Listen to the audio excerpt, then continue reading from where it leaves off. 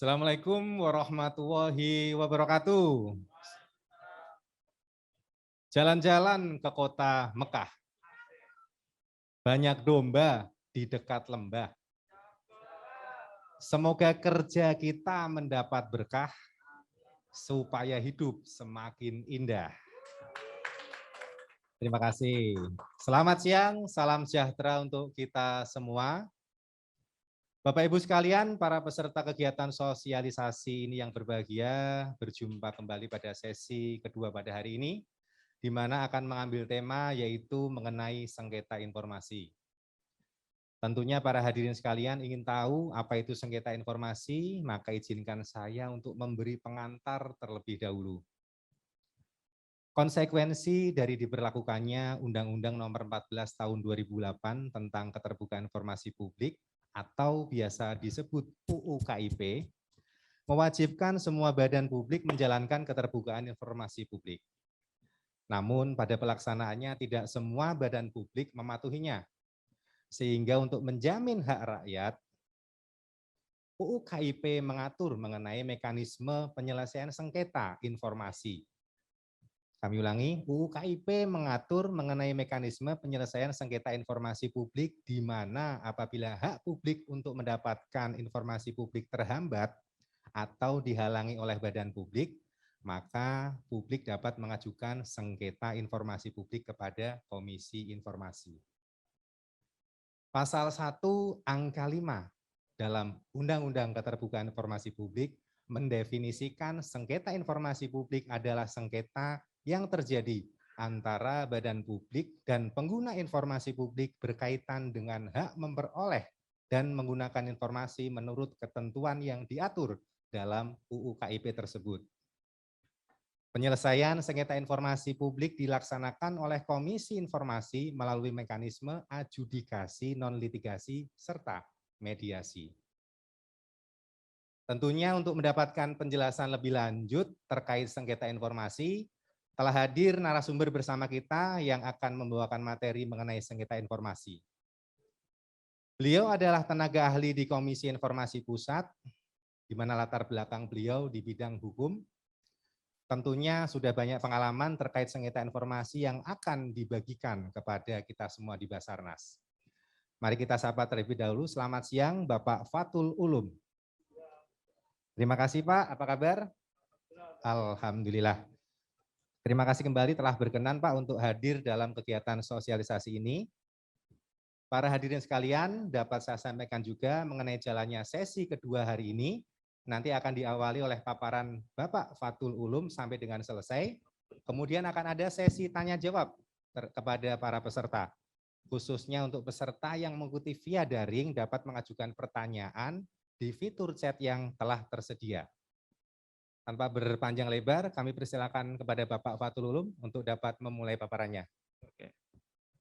Baik, terima kasih Bapak Moderator dalam acara sosialisasi tentang keterbukaan informasi publik, khususnya di Basarnas ya, dan Siap. juga dihadiri oleh Bapak Ibu peserta yang secara virtual. Betul, mungkin Bapak. Ya. Baik, saya ucapkan terlebih dahulu. Assalamualaikum warahmatullahi wabarakatuh. Waalaikumsalam warahmatullahi wabarakatuh. Tadi siang-siang diajak jalan-jalan kita lewat pantunnya. Kalau Siap. gitu saya ajak jalan-jalan juga ya. Baik, Pak. Boleh ya Bapak Ibu sekalian? Silakan, Pak. Jalan-jalan ke Rawasari. Cakep. Jangan takut bersengketa di Komisi Informasi. Ya. Kita tepuk tangan dong. Oke. Oke. Karena siang-siang biasanya biar nggak ngantuk, jadi kita jalan-jalan terlebih dahulu. Tapi jalan-jalannya lewat pantun. Nah, nanti juga pada paparan saya ini mungkin juga jalan-jalannya tidak komprehensif gitu ya, kira-kira. Jadi nanti kita akan diskusi lebih mendalam jika nanti ada paparan saya yang kelewat. Jadi sebelumnya saya sampaikan juga ke Bapak Ibu peserta yang baik secara luring maupun secara daring. Jadi jika ada penjelasan saya nantinya yang kurang komprehensif, nanti kita akan diskusi secara mendalam pada sesinya.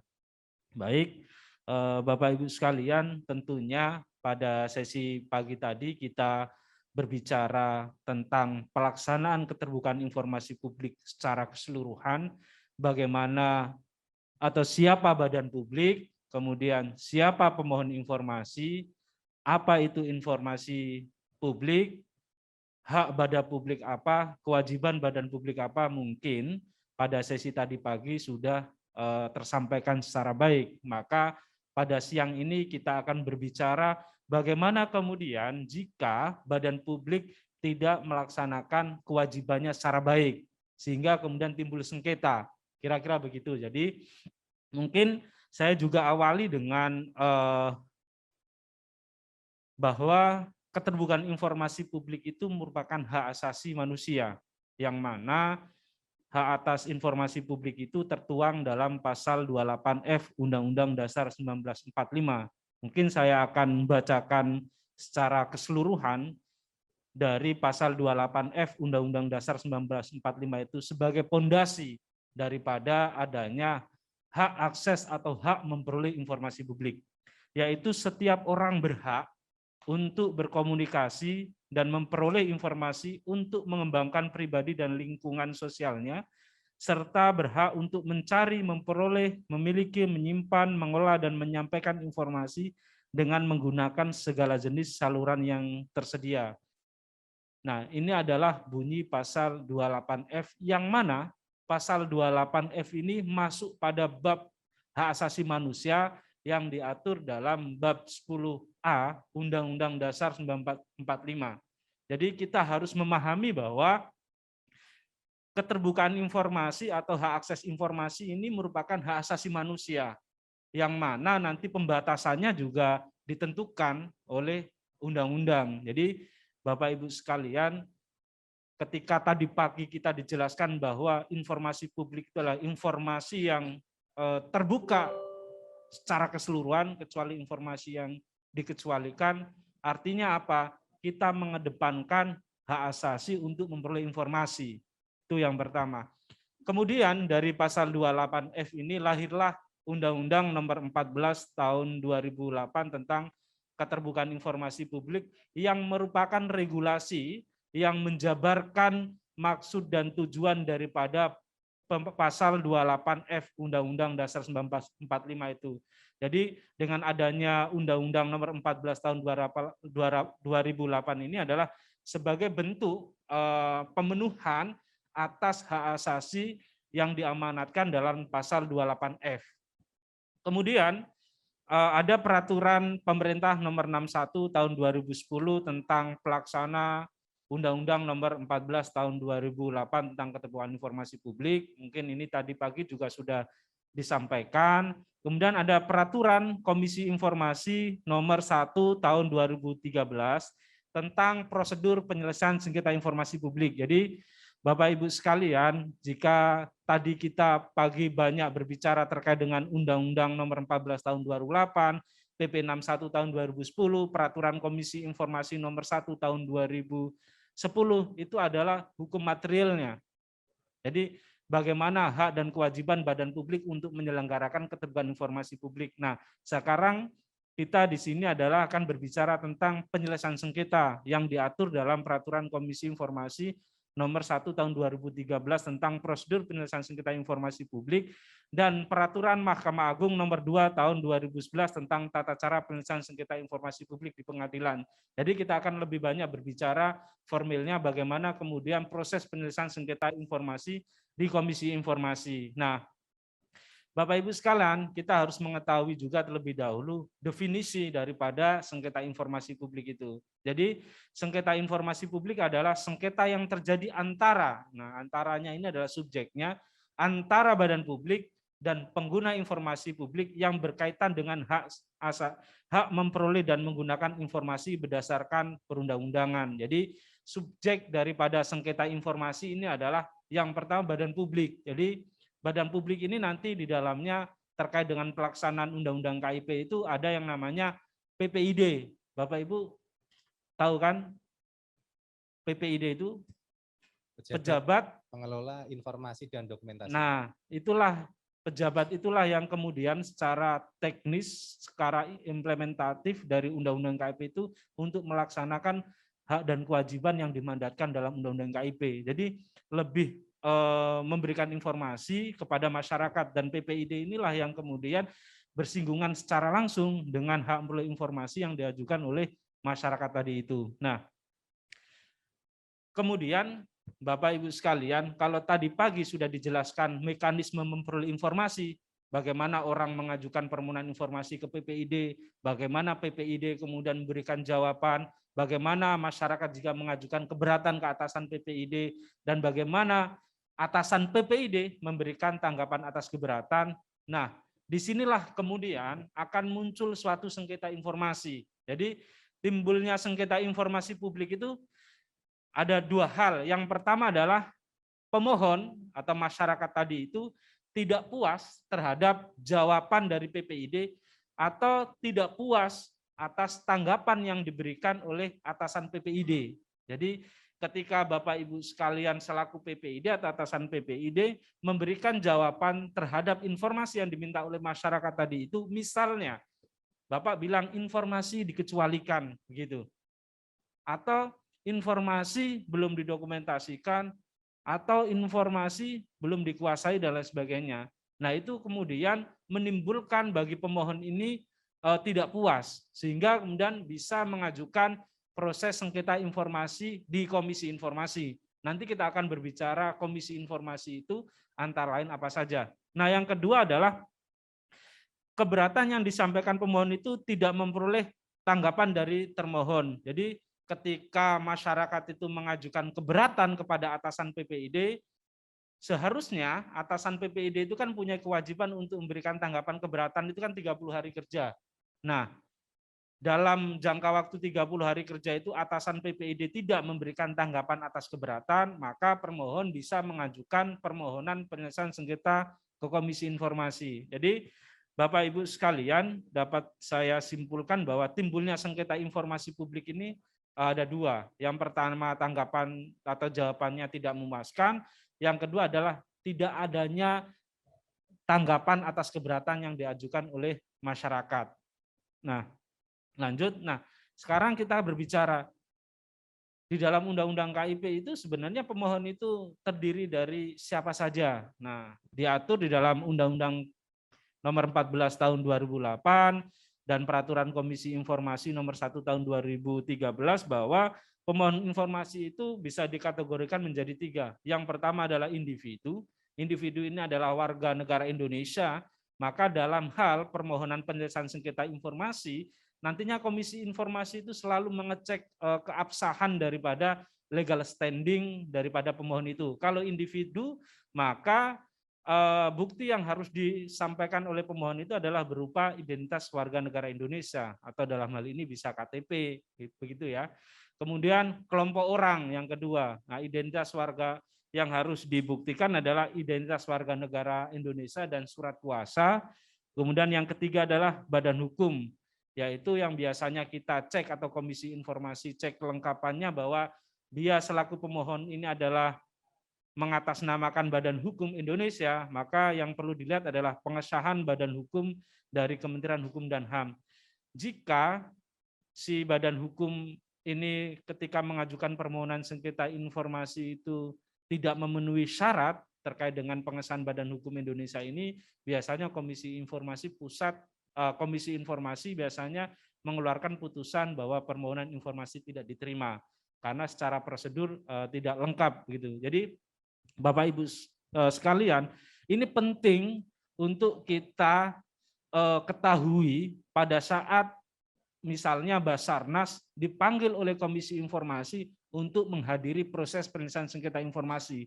Hal yang perlu menjadi catatan Bapak Ibu sekalian adalah siapa pihaknya, kelengkapan atau dokumen bukti pendukungnya ketika pihak ini hadir itu apa. Nah, ini perlu klarifikasi secara jelas pada saat persidangan. Nanti kita akan bicara bagaimana proses pembuktian atau klarifikasi terkait dengan syarat-syarat yang harus dipenuhi dalam menghadiri proses penyelesaian sengketa informasi publik. Nah, tadi sempat saya singgung ketika ada orang atau pemohon tidak puas atau tidak mendapatkan tanggapan atas keberatan dapat mengajukan permohonan penyelesaian sengketa di Komisi Informasi.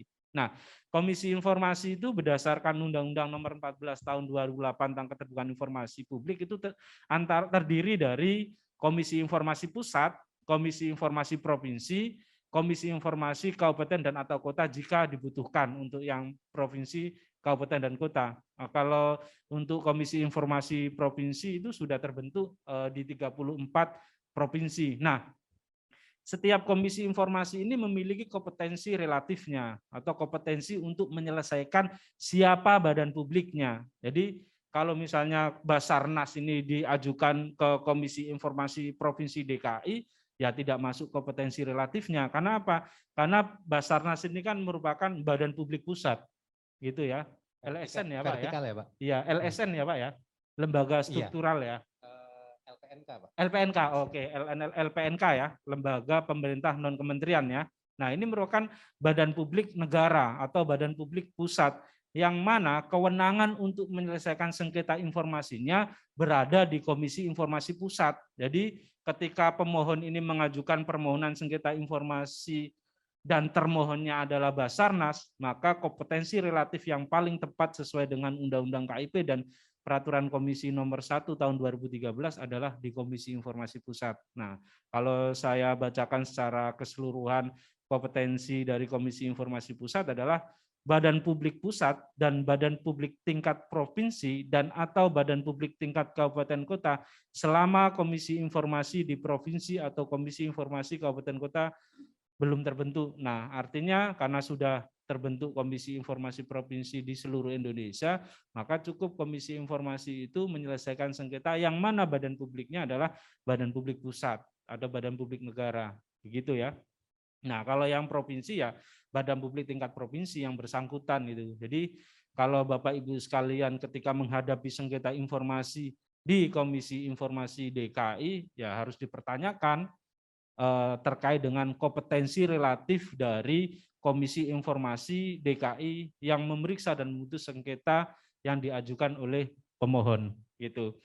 Kemudian secara prosedur atau administrasi proses penyelesaian sengketa informasi di Komisi Informasi itu terdiri dari alurnya adalah sebagai ini saya mungkin bisa ini gambarkan bahwa pada saat pertama proses penyelesaian sengketa informasi itu disebut pemeriksaan awal. Nah, pemeriksaan awal inilah nanti yang akan mengecek, mengklarifikasi dan membuktikan terkait dengan kewenangan Komisi Informasi yang terdiri dari kewenangan absolut atau kewenangan dan kewenangan relatif, kemudian legal standing para pihak dan jangka waktu penyelesaian sengketa informasi. Jadi pada saat pemeriksaan awal inilah titik terang prosedur yang sudah dilalui dan sudah sesuai dengan ketentuan Undang-Undang KIP maupun Peraturan Komisi Informasi Nomor 1 Tahun 2013. Karena di sini saya berbicara dengan subjek badan publiknya, maka pada saat proses pemeriksaan awal ini, maka badan publik juga harus mengklarifikasi, melihat. Yang pertama adalah kewenangan Komisi Informasi tadi itu. Kalau penyelesaian sengketanya di Komisi Informasi Pusat sudah clear ya, jadi tidak perlu dicek lagi kewenangan relatifnya. Nah, kedua adalah terkait dengan legal standing pemohonnya. Pemohonnya ini atas nama siapa? Kalau misalnya atas nama individu, ya tadi itu warga negara Indonesia. Kalau kemudian pemohonnya adalah kelompok orang, maka yang perlu dicek adalah surat kuasa mewakili siapa individu-individu itu. Maka yang kelengkapan yang harus dibuktikan atau yang dicek oleh badan publik adalah identitas warga negara Indonesia dan surat kuasana. Nah, yang ketiga adalah badan hukum. Jika pemohonnya adalah badan hukum Indonesia, maka yang perlu dipertanyakan atau diklarifikasi adalah pengesahannya sebagai badan hukum Indonesia, yaitu berupa berupa surat keputusan dari Kementerian Hukum dan HAM terkait dengan pengesahan badan hukum. Kalau dari sisi legal standing-nya tadi itu menurut Bapak Ibu sekalian selaku badan publik bahwa pemohon itu tidak memenuhi, Bapak Ibu bisa meminta kepada majelis yang memutus perkara akuo untuk menjatuhkan putusan sela. Jadi tidak sampai kepada pokok perkara. Nah, selanjutnya di pemeriksaan awal ini juga akan mengklirkan terkait dengan jangka waktu proses penyelesaian sengketa informasi. Jadi ini adalah titik awal dan sangat krusial yang terkait dengan kita ini akan masuk pada agenda pokok perkara atau tidak. Maka dari ketiga hal yang tadi diperiksa di pemeriksaan awal ini, Bapak Ibu selaku badan publik harus mengklirkan terlebih dahulu, harus mengecek secara seksama, ya kan, kompetensi komisi informasinya, kemudian legal standing pemohonnya, dan jangka waktu pengajuan permohonan penyelesaian sengketa informasi. Nah, jangka waktu permohonan penyelesaian sengketa informasi itu adalah 14 hari kerja sejak yang pertama tanggapan atas keberatan tidak memuaskan, dan atau jangka waktu pemberian tanggapan atas keberatan itu tidak dijawab oleh badan publik. Nah, ini harus dicek sudah sesuai enggak dengan jangka waktu yang diatur dalam peraturan Komisi Informasi, yaitu 14 hari kerja tadi itu. Kalau misalnya permohonannya ini prematur atau permohonannya ini kadaluarsa, yaitu tadi Bapak bisa mintakan putusan sela oleh Komisi Informasi atau oleh kepada majelis komisionernya yang memeriksa dan memutus perkara akuo gitu. Nah, apabila dari pemeriksaan awal ini sudah clear, maka memang Komisi Informasi akan mengecek alasan atau kenapa timbul sengketa informasi ini. Oh, ternyata badan publik mengecualikan informasi itu. Maka proses selanjutnya bukan bukan adjudikasi non litigasi, tapi mediasi. Kalau alasan timbulnya sengketa informasi ini dikarenakan informasinya ini atau tidak ditanggapinya keberatan oleh atasan PPID dan tidak ada pernyataan informasinya ini dikecualikan, maka majelis yang memeriksa perkara itu memerintahkan kepada pemohon dan termohon untuk menempuh mediasi. Tapi kalau alasannya pengecualian, tidak ada proses mediasi, langsung adjudikasi non litigasi yang nanti ada dua jenis putusannya, ada jenis dan sifat putusannya, nanti saya akan bicarakan. Nah, Bapak Ibu sekalian, seperti yang tergambarkan di layar tersebut, ada pemeriksaan awal, mediasi, adjudikasi non litigasi yang tadi sudah saya gambarkan bahwa materi dalam pemeriksaan awal itu terdiri dari 3 hal, kewenangan absolut dan relatif, kemudian terkait dengan legal standing para pihak, kemudian yang ketiga adalah batas waktu permohonan penyelesaian sengketa informasi, kemudian tahap selanjutnya adalah mediasi jika alasan timbulnya sengketa informasi ini tidak berkaitan dengan informasi yang dikecualikan. Itu bisa dilakukan mediasi. Namun apabila informasinya itu dikecualikan masuk pada proses adjudikasi non litigasi, atau adjudikasi non litigasi ini dapat ditempuh apabila mediasi itu dinyatakan gagal atau tidak mencapai keputusan. Nah, dari proses penyelesaian sengketa informasi tersebut akan dikeluarkan putusan, Bapak Ibu sekalian. Jadi putusan Komisi Informasi itu sebagaimana penjelasan di dalam Undang-Undang Nomor 14 Tahun 2008 tentang Keterbukaan Informasi Publik itu setara dengan putusan pengadilan. Jadi putusan Komisi Informasi itu juga bisa dimintakan eksekusi ke pengadilan. Nah, tapi sebelum ke sana, saya akan menyampaikan terlebih dahulu jenis dan sifat putusan di Komisi Informasi. Kalau putusan yang dihasilkan dari adanya proses mediasi, jadi ketika mediasi itu mencapai kesepakatan, maka akan dituangkan dalam bentuk putusan, dan putusannya bersifat final dan mengikat. Jadi atas putusan mediasi tersebut tidak dapat diajukan keberatan atau banding kepada pengadilan. Nah, namun jika putusan itu dihasilkan dalam proses adjudikasi non litigasi, para pihak tidak sepakat atau tidak setuju dengan putusan yang dikeluarkan oleh Komisi Informasi tersebut, dapat diajukan keberatan atau banding. Itu. Jadi proses penyelesaian sengketa di Komisi Informasi ini kalau dalam kerangka jenjang penyelesaian sengketa informasi ya bisa dikatakan dalam tanda kutip bahwa di Komisi Informasi ini adalah merupakan penyelesaian sengketa tahap pertama, begitu.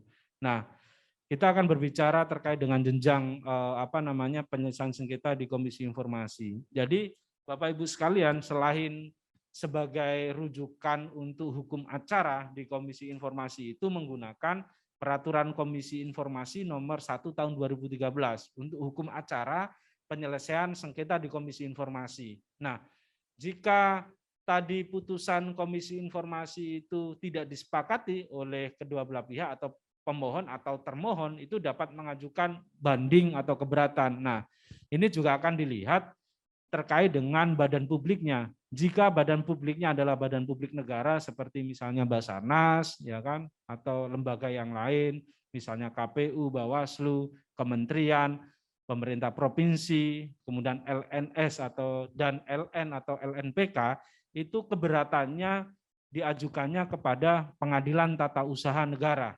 Tapi selain daripada lembaga yang saya sebutkan tadi itu, proses pengajuan keberatannya ke pengadilan negeri.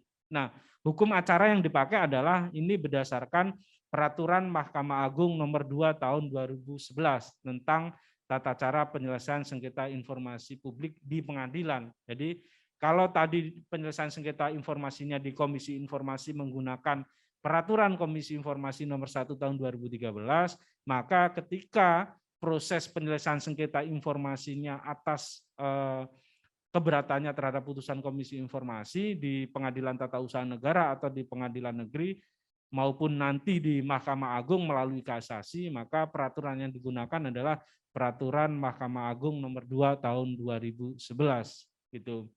Nah, Bapak Ibu sekalian, di proses keberatan ini seperti banding lah kira-kira begitu. Jadi pertama putusan Komisi Informasi, kalau tidak puas kemudian mengajukan keberatan ke PT UN. Nah, skemanya adalah nanti proses pemeriksaannya juga cepat, Pak, Bapak Ibu sekalian, di PT UN itu sekitar 30 hari kerja, ada pembatasannya, sehingga putusan penyelesaian sengketa informasi di Pengadilan Tata Usaha Negara maupun di Mahkamah Agung pada saat proses kasasi ini juga cepat. Nah, terhadap putusan baik dari Pengadilan Tata Usaha Negeri atau Pengadilan Negeri maupun di dalam putusan kasasi, apabila putusannya berkekuatan hukum tetap, juga dapat dimintakan permohonan eksekusi di pengadilan. Jadi Bapak Ibu sekalian, apabila Komisi Informasi, Pengadilan Tata Usaha Negara maupun Mahkamah Agung sudah menetapkan bahwa atau sudah memutuskan bahwa informasi yang dikecualikan itu merupakan informasi yang terbuka dan wajib diberikan oleh badan publik kepada pemohon, ya dilaksanakan gitu. Kalau masih tidak dilaksanakan ya tadi itu, bahwa pemohon masih memiliki hak untuk melakukan upaya hukum berupa permohonan eksekusi kepada Pengadilan Tata Usaha Negara. Permohonan eksekusinya ini juga sudah diatur dalam Peraturan Mahkamah Agung nomor 2 tahun 2011. Nah, ada beberapa kasus memang ketika sudah diputuskan di Komisi Informasi, kemudian badan publiknya tidak memberikan informasi sebagaimana dalam amar putusan Komisi Informasi, pemohon sudah mengajukan permohonan eksekusi. Pada saat eksekusi, badan publiknya misalnya juga tidak, misalnya ya, dalam tanda kutip, karena saya tidak bisa memberikan kasus konkret, tidak memberikan informasi yang diminta oleh pemohon berdasarkan putusan Komisi Informasi, itu kadang-kadang mengajukan laporan ke polisi. Nah, salah satu kasus yang pernah terjadi sampai kemudian ada putusan pidana itu di camat yang berada di Madiun. Jadi dia menggunakan memang sudah diatur di dalam Undang-Undang Keterbukaan Informasi Publik itu pasal 52. Jadi badan publik yang dengan sengaja tidak menyediakan, tidak memberikan dan atau tidak memberikan informasi publik berupa informasi publik secara berkala, informasi publik yang wajib diumumkan secara serta-merta, informasi publik yang wajib tersedia setiap saat, dan informasi publik yang harus diberikan atas dasar permintaan sesuai dengan Undang-Undang KIP dan mengakibatkan kerugian bagi orang lain dikenakan pidana. Nah, pasal ini sejak Undang-Undang Nomor 14 Tahun 2008 tentang Keterbukaan Informasi Publik diundangkan, tahun 2008 dan berlaku tahun 2010, ini adalah di catatan saya, ini adalah kasus yang pertama, penggunaan pasal 52 terkait dengan pemidanaan atas tidak diperolehnya informasi yang dimintakan oleh pemohon.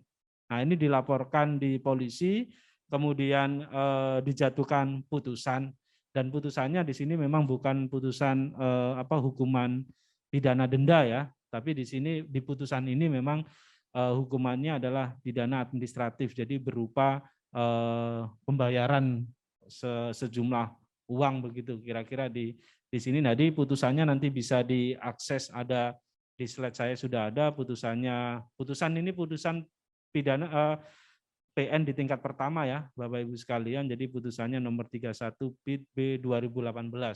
Nanti bisa dicek. Jadi ini hanya menginformasikan saja, bukan menakut-nakuti, tapi memang ini adalah bagian prosedur dari proses penyelesaian sengketa informasi publik. Jadi kalau secara proses bahwa informasinya ini dikecualikan atau informasi ini terbuka, ada di Komisi Informasi, ada di Pengadilan Tata Usaha Negara, dan ada sampai tingkat kasasi. Nah, setelah itu memang undang-undang juga sudah mengatur, silakan masyarakat kalau mau menggunakan pasal 52, sudah ada ketentuannya. Jadi pasal 52 inilah yang digunakan oleh pemohon untuk memidanakan pejabat publik, dalam hal ini adalah camatnya. Kira-kira begitu secara singkat tahapan proses penyelesaian sengketa informasi di Komisi Informasi sampai kemudian di Pengadilan Tata Usaha Negara dan di tingkat kasasi. Jika ada materi yang tadi saya sampaikan belum komprehensif, nanti kita akan dalami dengan sesi diskusi. Selanjutnya saya kembalikan kepada Bapak Moderator. Terima kasih Bapak Fatul atas penyampaian materinya, sangat jelas dan sistematis. Tentunya apa yang Bapak sampaikan memberikan tambahan wawasan dan ilmu bagi kami nantinya dalam menghadapi sengketa informasi. Harapannya Basarnas dapat memberikan layanan informasi yang baik agar terhindar dari sengketa informasi. Amin. Baik, kami akan masuk ke sesi tanya jawab, di mana seperti yang sesi sebelumnya kita awali untuk penanya dari yang berada di ruangan ini atau di Jakarta. Setelahnya akan kita beri kesempatan kepada peserta yang mengikuti via daring. Namun sebelum saya lempar pertanyaan ke peserta, saya izin Pak, penasaran Pak terkait yang tadi Bapak sampaikan yang terakhir, badan publik yang tidak memberikan akses informasi, itu kan dikenakan hukuman pidana 1 tahun dan atau denda 5 juta. Kalau badan publik itu yang dihukum siapa Pak? Kalau pidana Pak izin, kurungan 1 tahun. Siapa misalnya kan penyelenggaranya. Nah, saya ini terlebih dahulu ya, berdasarkan kasus konkret terlebih dahulu ya. Jadi kasus konkretnya di sini kan di kecamatan. Jadi si pemohon ini kan mengajukan informasi di kecamatan tersebut. Nah, ternyata sudah diputus oleh, ini sengketanya bukan di KI Pusat, di Komisi Informasi Provinsi yang menjadi barang buktinya, bahwa sengketa pemerolehan informasi ini sudah melalui mekanisme. Jadi mulai mekanisme permohonan informasi, pengajuan keberatan sampai kepada permohonan sengketa di Komisi Informasi. Nah, permohonan sengketa di Komisi Informasi setelah diputus ini sudah mempunyai kekuatan hukum tetap, artinya sudah ingkrah.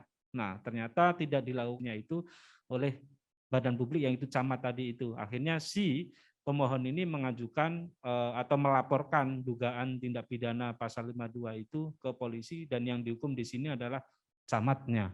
Nah, terkait ini kan terkait dengan badan publik dan personnya. Nah, yang di sini adalah personnya. Nah, kalau kita berbicara terkait dengan pelaksanaan Undang-Undang KIP di dalam suatu badan publik, itu kan sudah ditetapkan siapa-siapa saja struktur organisasi pejabat pengelola informasi dan dokumentasi. Dan siapa yang kemudian pengambil keputusan tertinggi di sini kan ada 2 di situ ya, PPID utama atau PPID, dan kedua adalah atasan PPID.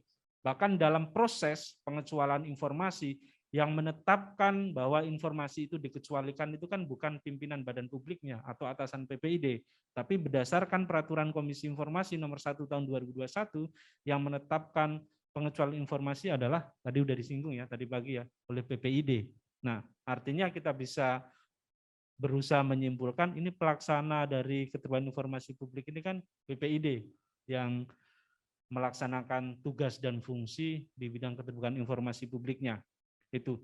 Nah, yang kedua, tadi saya juga belum mengulas terkait dengan adanya di dalam hukum pidana itu ada namanya asas ultimum remedium, gitu kan. Jadi upaya pidana itu upaya terakhir, sehingga pasal 52 ini tidak bisa langsung digunakan secara serta-merta. Misalnya, saya mengajukan permohonan informasi kepada Basarnas. Ternyata Basarnas mengatakan informasi ini dikecualikan.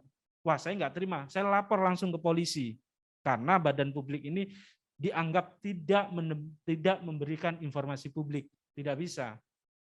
Jadi Komisi Informasi juga pada tahun 2011 menerbitkan surat edaran bahwa upaya pidananya ini baru bisa dilakukan manakala proses-proses tahapan memperoleh informasi publik ini sudah terpenuhi terlebih dahulu. Gitu. Jadi mengajukan permohonan tidak berikan langsung pidananya, tidak. Jadi ini adalah terhadap upaya-upaya yang sudah selesai, sudah diputus oleh Komisi Informasi, masih keberatan ke pengadilan, kalau sudah ingkrah, sudah eksekusi, tidak dilaksanakan, baru masuk unsur delik aduannya ke pidana. Itu tadi yang mungkin belum saya sampaikan. Kira-kira begitu, Bapak. Siap, terima kasih Pak. Berarti untuk teman-teman di khususnya kepolisian akan menelaah lanjut ya Pak ya? Betul.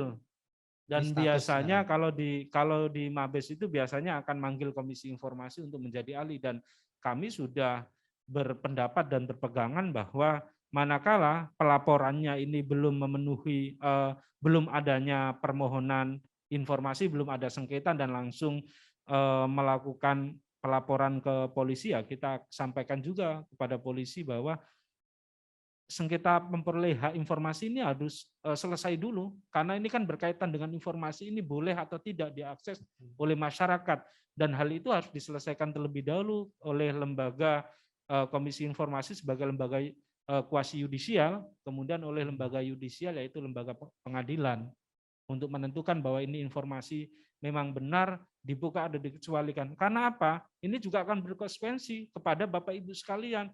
Ketika informasinya ini dikecualikan, kemudian Bapak juga memberikan informasi itu kepada masyarakat, bahwa Bapak juga dapat sanksi, ada sanksinya juga, ada di ketentuan pidananya di Undang-Undang KIP ini juga ada. Barang siapa kemudian memberikan informasi terhadap informasi yang dikecualikan, ini juga ada sanksinya gitu. Baik Pak, berarti ini ngeri-ngeri sedap ya Pak ya, khususnya kepada PPID dan atasan PPID mau nggak mau harus siap ya Pak ya, apabila nanti menemui ya terkait hukuman tersebut ya Pak ya. Kuncinya memang di sini, makanya tadi pantun saya, jangan takut bersengketa di Komisi Informasi. Siap. Karena di Komisi Informasi itulah yang kemudian bisa menentukan bahwa informasinya ini benar terbuka atau tidak. Kalau ini dinyatakan oleh Komisi Informasi terbuka, kan Bapak Ibu sekalian kalau misalnya berpandangan bahwa ya sudah, karena kalau kata Komisi Informasi berdasarkan putusannya informasi ini terbuka, ya saya berikan aja. Sudah tidak ada ketakutan, tidak ada bayang-bayang. Tapi kalau Bapak masih ada bayang-bayang, ini akan dirahasiakan. Wah, nggak bisa nih Komisi Informasi mutus ini. Silakan ajukan banding ke Pengadilan Tata Usaha Negara. Siap. Kalau Pengadilan Tata Usaha Negara juga berpendapat bahwa informasi yang dikecualikan, Bapak sudah yakin, ya kasih saja. Siap. Kalau masih nggak yakin dengan putusan Pengadilan Tata Usaha Negara untuk meyakinkan bahwa ini terbuka atau dikecualikan, silakan ajukan ke kasasi. Di kasasi sudah diputus. Kemudian Bapak misalnya Basarnas misalnya tidak sependapat lagi dengan putusan Komisi Informasi, ya silakan upaya yang terakhir, yaitu peninjauan kembali. Kira-kira begitu. Siap. Baik Pak, terima kasih, ini penjelasannya sangat menarik. Ya walaupun ngeri-ngeri sedap, tetap asalkan kita sesuai prosedur ya insya Allah pasti aman ya Pak ya. Satu lagi Pak izin, saya ini kepo nih terkait Komisi Informasi. Sampai dengan saat ini selain yang tadi camat yang di Madiun, tadi sudah disampaikan Bu Aditya terkait kasusnya Pak Munir ya. Kasus apa yang sampai dengan saat ini yang menyita perhatian publik di Indonesia dan menyita rekan-rekan di KIP ini Pak, tenaga, pikiran dan segalanya nih Pak, yang paling booming atau hot lah kurang lebih seperti itu. Iya. Sebenarnya dari setiap sengketa di Komisi Informasi itu banyak yang menarik ya, khususnya bagi Komisi Informasi. Kan berbeda juga bagi publik kan begitu. Kalau kami di bidang pelaksana Undang-Undang KIP ini memang setiap kasus yang masuk di Komisi Informasi ini sangat menarik sih Pak. Nah cuman kalau misalnya spesifik nanti saya akan cerita. Karena kasus-kasus yang masuk di Komisi Informasi ini memang setiap persoalannya itu berbeda-beda. Dan kita juga akan menguji seberapa efektifnya pelaksanaan Undang-Undang Keterbukaan Informasi Publik. Salah satu contoh misalnya, ini menarik. Masih aja ada orang meminta laporan keuangan. Menarik tidak? Menurut Bapak Ibu sekalian, lah itu kan cuma laporan keuangan. Nah, menariknya bagi kami, lah ini kan informasi terbuka. Ya. Kenapa masih ada orang yang masih mengajukan permohonan informasi kan begitu? Ini masalahnya di mana? Menariknya bagi kami kan juga mengevaluasi seberapa efektif kemudian atau terimplementasinya secara baik pelaksanaan Undang-Undang KIP ini. Itu juga menarik. Kemudian yang kedua, ada orang kemudian mengajukan permohonan sengketa informasi, tidak hanya satu permohonan yang diajukan, tapi lebih dari 5-6 permohonan sengketa dalam waktu 1 hari sekaligus. Ini kenapa? Menariknya, kok bisa ya orang mengajukan permohonan sengketa langsung datang bawa 10 permohonan sengketa informasi dengan badan publik yang berbeda-beda, tapi informasinya sama. Ini orang ngapain ya? Tujuannya apa ya? Ini menarik bagi kami untuk melakukan analisa terkait dengan orang-orang yang mengajukan permohonan ini lebih dari 1, 2, 3. Besok lagi ngajuin permohonan sengketa informasi lagi, pemohonnya sama, badan publiknya berbeda, informasinya yang diminta sama. Ini kenapa ya? Iseng atau apa Pak Izin? Kenapa? Iseng atau memang ada kepentingan? Iya memang ada seperti itu. Nah itu kan menariknya bagi kami, ini orang kok begini, akhirnya dari sekian tahun kemudian Komisi Informasi menerbitkan suatu keputusan tentang permohonan informasi yang tidak dilakukan dengan sungguh-sungguh dan etikat baik. Jadi akhirnya kita menerbitkan suatu kebijakan seperti itu untuk melihat alasan dan tujuan daripada permohonan yang dilakukan seperti itu. Kita sudah melakukan telaahan atas permohonan sengketa informasi yang diajukan oleh Komisi Informasi dengan pemohon yang sama dengan jumlah yang begitu besar. Dan alasan, tujuan, informasi yang diminta ini ada relevansinya nggak dengan aktivitas-aktivitas yang mereka lakukan. Gitu. Nah ini yang ketiga. Yang keempat adalah yang spesifik terkait sesi sesi tanya jawab saya awali. Saya akan kembali ke peserta di ruangan ini. Kiranya ada yang pertanyaan yang disampaikan. Kami persilahkan. Masih malu-malu ini, masih ada di otak, belum dituangkan nih. Atau di sini kan selain dari Komisi Informasi, selain saya kan ada pelaku-pelaku secara teknis administratif ya, atau mau mungkin menjelaskan atau memberikan testimoni. Kami persilakan juga kalau misalnya ada sengketa yang konkret yang menurut teman-teman ini menarik apa gitu. Jadi siap. Bisa juga testimoni. Siap. Baik Bapak, ini kebetulan ada pertanyaan dari peserta via daring Pak, di mana kita ada 44 satker ya Pak ya. Yang pertama dari Pak Marlin Jayapura, apakah yang di UPT atau di daerah juga harus ke Komisi Informasi Pusat atau Komisi Informasi yang ada di daerah Pak dalam permasalahan sengketa informasi? Di Basarnas, izin kami informasikan juga, di Basarnas ada satker kita yang tadi disampaikan dari Jayapura. Misal ada pemohon terkait sengketa informasi yang berasal dari Jayapura Pak. Dia ingin meminta informasi yang tidak diberikan, akhirnya melaporkan sengketa informasi, apakah cukup ke Komisi Informasi Provinsi atau di pusat Pak? Baik,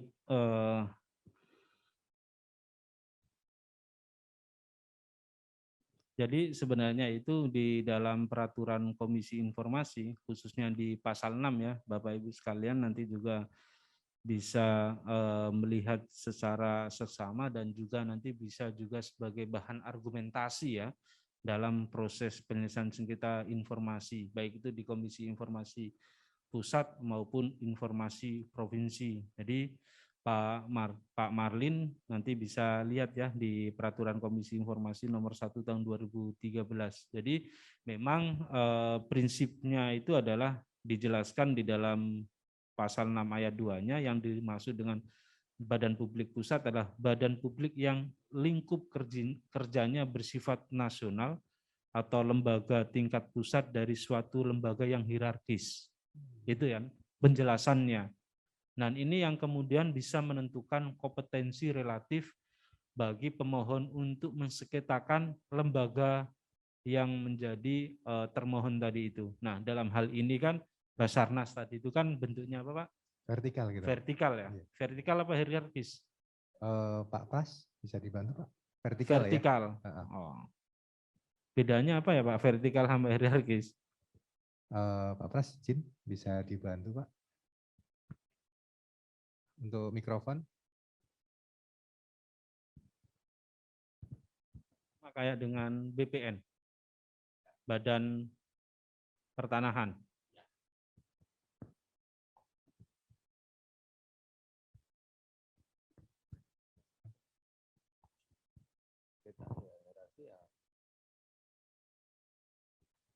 Bisa dikasih gambaran terlebih dahulu ya, yang maksudnya lembaga yang di UPT, yang di daerah Basarnas itu kaitannya dengan Basarnas nasional itu vertikal itu mungkin bisa dikasih gambaran gitu. Dari sisi APBN, dari sisi pembentukannya.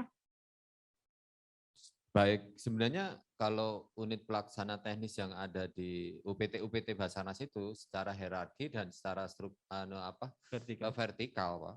Iya. Karena hierarkinya mereka bertanggung jawab kepada Kepala Basarnas. Strukturalnya dia ada di bawah Basarnas. Basarnas. Gitu. Pembentukannya juga juga melalui Basarnas. Iya, baik. Jadi dua-duanya itu nyambung, Pak. Bukan SKPD berarti Pak ya? Bukan. Iya. Oke, nah itu tadi ya penjelasannya yang dimaksud dengan badan publik pusat. Nah sekarang supaya ini berimbang, baru nanti saya akan berikan pendapat. Yang kedua adalah yang dimaksud dengan, kan tadi kan sengketa itu kan terjadi antara badan publik pusat dan badan publik tingkat provinsi. Kan begitu. Nah sekarang saya kasih penjelasan terkait dengan badan publik yang provinsi. Jadi yang dimaksud dengan badan publik provinsi adalah badan publik yang lingkup kerjanya mencakup provinsi setempat atau lembaga tingkat provinsi dari suatu lembaga yang hierarkis. Gitu ya. Nah, ini hampir mirip. Jadi sengketa terkait dengan ini secara praktek ya, secara praktek misalnya Badan Pertanahan Nasional BPN. BPN itu kan Kementerian ATR atau BPN itu kan memiliki kantor-kantor di daerah. Di tingkat provinsi namanya Kanwil, kantor wilayah. Di kabupaten kota namanya kantor pertanahan. Gitu. Nah, di Komisi Informasi secara praktek, kalau permohonan informasinya diajukan kepada kantor pertanahan yang di kabupaten kota itu, kemudian sengketanya di Komisi Informasi, itu juga bisa diterima. Karena itu merupakan vertikal dari Kementerian ATR atau BPN. Nah, Komisi Informasi Provinsi itu juga bisa menerima sengketa itu. Kenapa? Alasannya adalah berdasarkan ruang lingkup kerjanya yang berada di wilayah provinsi setempat. Nah, ini secara implementasi itu masih dibenarkan.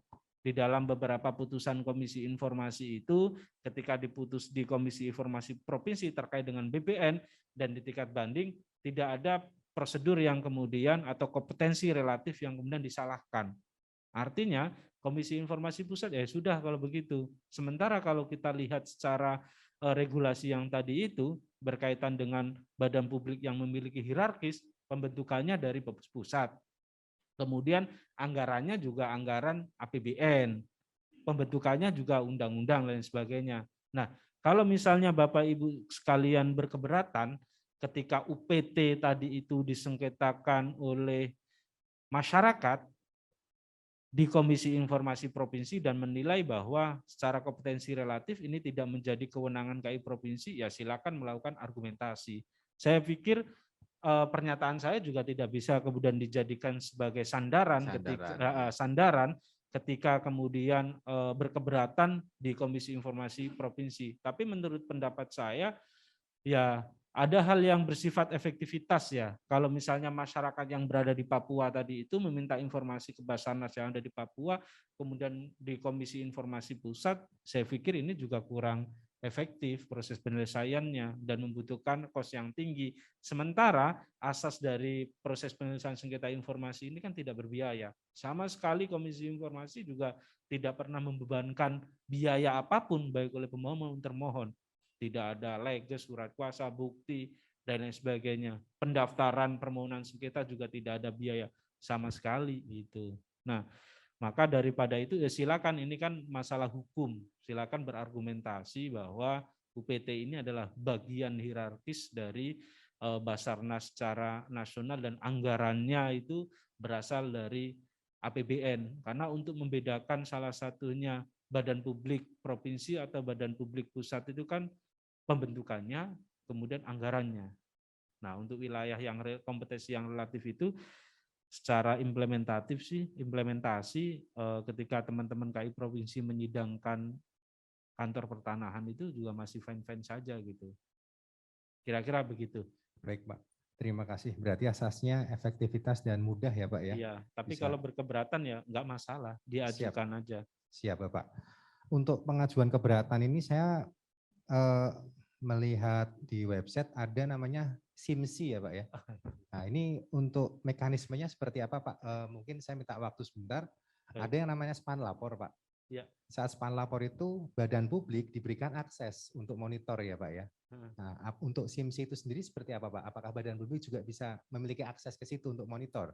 Oke, ya. Baik. Jadi sebenarnya kita punya tujuan yang baik ya untuk proses pemanfaatan teknologi informasi ya melalui sebuah aplikasi atau website lah, namanya Sistem Informasi Manajemen Sengketa Informasi. Nah, kami punya harapan, punya gagasan, punya niatan yang baik bahwa seluruh proses penyelesaian sengketa informasi itu bisa dilihat melalui SIMSI itu, dan pemohon itu juga tidak harus datang ke kantor Komisi Informasi. Jadi pemohon itu cukup masuk atau login atau daftar melalui aplikasi Sistem Informasi Manajemen Sengketa Informasi. Nah, ketika sudah terdaftar, dia bisa mengajukan permohonan sengketa informasi, kemudian dia bisa memantau sejauh mana proses pendaftaran yang dilakukan oleh pemohon ini kepada Komisi Informasi, dan sifatnya ini nasional gitu kan. Jadi dia tinggal mau mengajukan permohonan sengketa informasi di mana.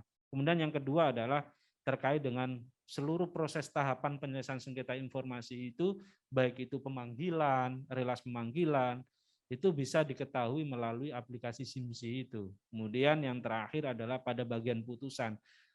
Di SIMSI itu juga kita desain sedemikian rupa bahwa kita bisa mempetakan sengketa informasi terkait misalnya sumber daya alam. Itu sengketa informasi yang paling banyak itu terkait apa? Di situ kita petakan misalnya SDA, kemudian keuangan, kemudian terkait dengan pengadaan dan lain sebagainya. Harapan kita adalah kita bisa mengetahui secara bersama-sama, oh ternyata dengan adanya Undang-Undang Keterbukaan Informasi Publik ini, sengketa informasi publik yang banyak terjadi secara nasional adalah terkait dengan isu ini.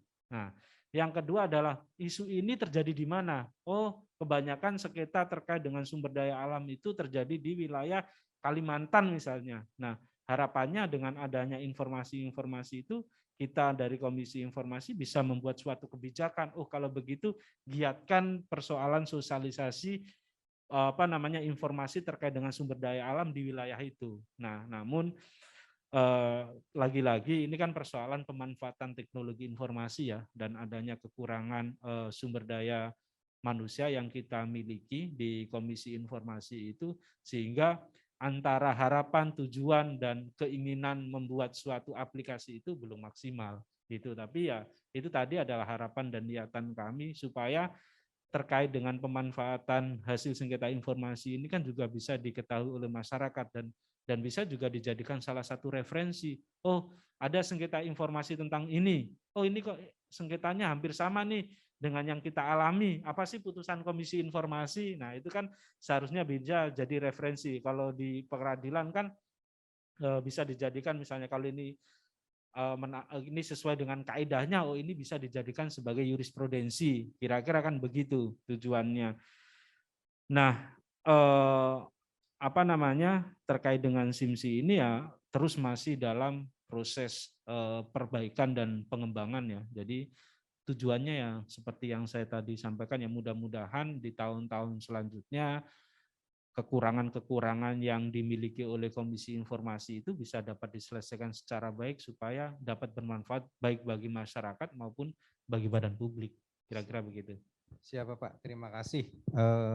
Semoga harapan terkait SIMSI bisa segera terwujud atau bisa segera di launching secara sempurna ya Pak ya. Dengan asas untuk kemudahan kepada pihak yang bersengketa lah, kurang lebih seperti itu Pak ya. Baik Pak, memang untuk yang poin pertama akan dikembalikan lagi ya Pak ya, kepada badan publik itu sendiri ya. Apabila itu seorang ASN ya akan di proses sesuai dengan UU ASN ya Pak ya, atau peraturan terkait ASN. Baik, saya berikan kesempatan kembali di ruangan ini apabila ada pertanyaan, kami persilahkan. Siap dari Pak Agus Basori Pak, silakan. Baik Pak, terima kasih Pak atas waktunya. Berkaitan dengan informasi Pak ya, jadi informasi publik, terbuat informasi publik. Jadi di situ ada media, banyak sekali media Pak. Nah yang ingin saya tanyakan Pak ini berkaitan dengan mungkin sense of publishing Pak. Apa hubungan atau korelasinya antara Komisi Informasi Pusat dengan Komisi Penyiaran Indonesia Pak? Apakah ada korelasi berkaitan rekomendasi atau mungkin hal lainnya Pak berkaitan dengan sengketa dalam hal publikasi Pak? Itu saya, terima kasih Pak. Siap, silakan Pak Fatul Pak. Baik, terkait dengan korelasi ya atau perbedaan lah antara KI, Komisi Informasi dan Komisi Penyiaran. Mungkin saya karena tidak memahami soal KPI secara utuh ya Bapak Ibu sekalian, tapi nanti mungkin bisa dengan penjelasan saya, oh bisa membedakan. Kalau Komisi Informasi ini kan seperti yang saya bilang di awal bahwa bisa dikatakan bahwa Komisi Informasi ini dalam pelaksanaan tugas fungsinya penyelesaian sengketa informasi ini kan lembaga kuasi yudisial gitu ya Pak. Dan terkait dengan pelaksanaan fungsinya ini, putusan Komisi Informasi itu disetarakan dengan putusan pengadilan. Dan putusan Komisi Informasi bukan berupa suatu rekomendasi, tapi berupa putusan yang memiliki kekuatan hukum tetap, dan apabila tidak dipatuhi oleh salah satu atau para pihak, maka dapat diajukan eksekusi ke pengadilan tata usaha negara atau pengadilan negeri, tergantung dari sisi termohonnya siapa, begitu. Itu adalah salah satu fungsi, menurut kami sih fungsi utamanya. Selain fungsi yang kedua misalnya menetapkan peraturan pelaksana atau petunjuk teknis terkait dengan keterbukaan informasi publik. Kemudian yang ketiga adalah melaksanakan Undang-Undang KIP. Jadi dari situ saja memang Komisi Informasi sebenarnya tidak berkaitan dengan model pengawasan terkait dengan pemberitaan atau pengawasan terhadap badan publik dalam menyiarkan atau mempublikasikan informasi. Tapi lembaga Komisi Informasi adalah lembaga salah satu fungsinya memutus sengketa informasi tadi itu. Nah, memutus sengketa informasi tadi juga sudah saya informasikan di awal, ada sebab musababnya, asbabun nuzulnya apa, sehingga masyarakat mengajukan permohonan sengketa informasi di Komisi Informasi dan termohon atau badan publik bisa dipanggil oleh Komisi Informasi. Dari situ mungkin dapat diketahui secara kelembagaan pelaksanaan tugas fungsi, korelasinya secara teknisnya memang tidak ada Pak. Gitu. Baik, terima kasih Pak Fatul. Memang Pak Agus Basori ini di bagian Humas Basarnas Pak. Jadi mungkin akan mengkorelasikan dengan Komisi Penyiaran Indonesia ya Pak Agus Basori ya. Baik, kesempatan yang lain untuk penanya berikutnya. Halo, yang di daerah juga kami pantau belum ada. Ini memang hal yang baru ya Pak, sengketa informasi. Saya juga yang sebelumnya awam, ini juga akhirnya jadi tahu nih Pak. Yang ngeri-ngeri sedap, yang pasti semoga kita tidak akan bertemu dengan sengketa informasi Pak. Nggak apa-apa Pak, lebih baik, lebih bagus itu. Siap, siap. Baik, karena sudah tidak ada pertanyaan lagi dari rekan-rekan yang di ruangan ini ataupun yang di via daring, sebelum kita menutup sesi ini Pak, izin kiranya berkenan untuk memberikan closing statement Pak terkait apa yang tadi Bapak sampaikan, khususnya untuk ke Basarnas nanti seperti apa Pak? Silakan Baik, Pak. oke. Sebenarnya ada beberapa tips and trick gitu ya untuk menghadapi proses penyelesaian sengketa informasi ini yang lebih spesifik, tapi kan mungkin nanti ini hanya untuk ke badan publik ya. Yang pertama adalah terkait dengan penolakan informasi berdasarkan alasan pengecualian informasi. Nah, ini sangat penting dalam proses penyelesaian sengketa informasi. Jadi, Bapak Ibu sekalian, jika nantinya Bapak Ibu sekalian dalam proses layanan informasi publik itu ketika mau mengecualikan informasi itu jangan secara serta-merta ketika ada orang minta informasinya ini dikecualikan gitu kan. Tapi Bapak sudah menelaah, mendalami apakah badan publik atau Basarnasnya ini secara keseluruhan sudah memiliki atau belum terkait dengan penetapan informasi yang dikecualikan. Mungkin tadi sudah dibahas. Iya, dengan Sudah, Ibu Aditya. dengan Ibu Aditya tadi Ya. sudah dibahas ya. Jadi Basarnas baik yang ada di nasional sampai ke tingkat UPT tadi itu dalam proses layanan informasi publik jangan sampai serta-merta mengecualikan informasi yang mana kita sendiri belum tahu apakah informasi ini dikecualikan atau tidak begitu. Nah, kalau memang dirasa informasinya ini dikecualikan, silakan disampaikan kepada PPID apakah tepat informasi ini dikecualikan atau tidak. Karena dari situ bisa menjadikan timbul sengketa dan sampai pada proses penyelesaian sengketanya akan dikejar. Misalnya, oh ini informasi yang dikecualikan, apakah Anda sudah melakukan uji konsekvensi? Apakah Anda sudah menetapkan informasi itu dikecualikan berdasarkan hasil uji konsekvensi dan lain sebagainya. Sehingga Bapak Ibu sekalian dalam proses menghadapi informasi, dalam menghadapi proses penyelesaian sengketa informasi karena Bapak sudah melakukan atau Bapak Ibu sudah melakukan pengecualian, maka harus dipersiapkan secara baik hasil uji konsekvensinya beserta penetapannya, kemudian harus didukung dengan argumentasi-argumentasi yang sesuai dengan pengecualian informasi itu. Nah, yang ketiga adalah argumentasi yang dibangun ini harus berdasarkan undang-undang, Pak, atas pengecualian informasi itu. Karena kan tadi sudah saya singgung di awal bahwa keterbukaan informasi atau hak memperoleh informasi ini kan bagian daripada hak asasi manusia. Yang jelas di pasal 28F itu diatur dalam bab 10A. Yang mana pembatasan masyarakat untuk mengakses informasi itu harus berdasarkan undang-undang. Sehingga alasannya jangan begini nanti, ini informasinya dikecualikan. Kenapa? Nggak boleh sama kepala Basarnas. Nah, atau nggak boleh berdasarkan keputusan Basarnas. Ya jangan. Jadi, oh ini nggak boleh. Ini berdasarkan undang-undang A, B, C, D, dan seterusnya. Itu. Yang kedua, tips lagi, Bapak Ibu harus jeli terkait dengan legal standing pemohonnya. Bapak Ibu juga harus jeli terkait dengan batas waktu pengajuan permohonan sengketa informasinya. Dan Bapak Ibu sekalian juga harus membawa bukti-bukti yang mendukung bahwa benar atau tidak informasi yang diminta itu sudah disampaikan secara prosedur sesuai dengan Undang-Undang KIP maupun Peraturan Komisi Informasi Nomor 1 2021. Apakah benar Anda menerima permohonan informasi itu? Apakah benar Anda menerima keberatan dan sudah memberikan tanda terima dan lain sebagainya? Nah, itu juga harus menjadi perhatian untuk perhitungan batas-batas waktu permohonan penyelesaian sengketa informasi. Nah, yang terakhir, seperti tadi pantun saya, jangan pernah takut bersengketa di Komisi Informasi.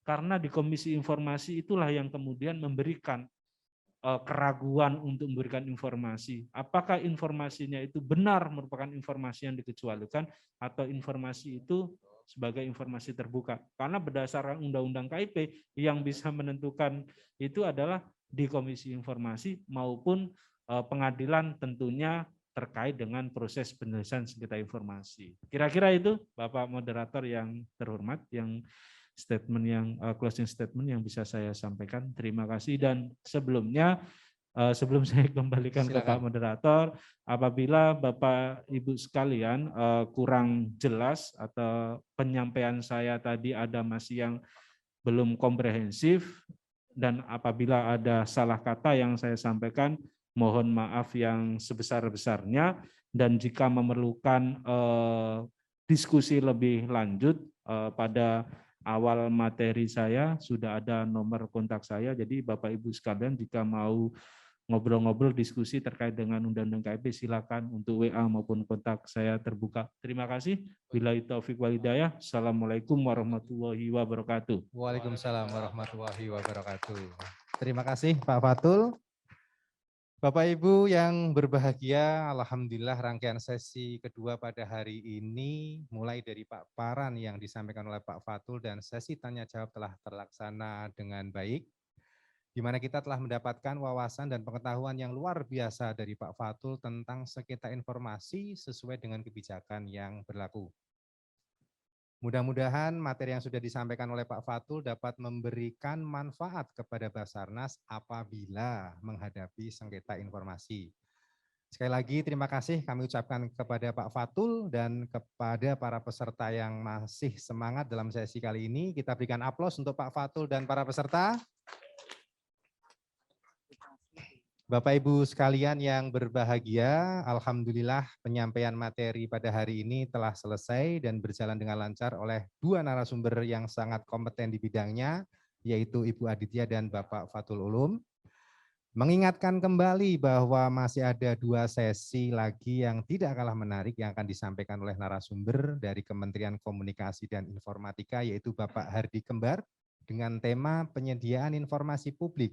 Dan dari Kementerian Keuangan yaitu Ibu Titi Susanti dengan tema pelayanan informasi publik pada esok hari Rabu 7 Oktober, kami ulangi Rabu tanggal 6 Oktober 2021 di mana sesi pertama akan dimulai pada pukul 09.00 waktu Indonesia Barat. Demi kelancaran acara esok hari, kiranya para peserta khususnya perwakilan dari Kantor Pencarian dan Pertolongan dan Balai dapat join di virtual meeting yang telah ada 30 menit sebelum materi disampaikan. Sebelum saya akhiri, izinkan saya berpantun juga Pak.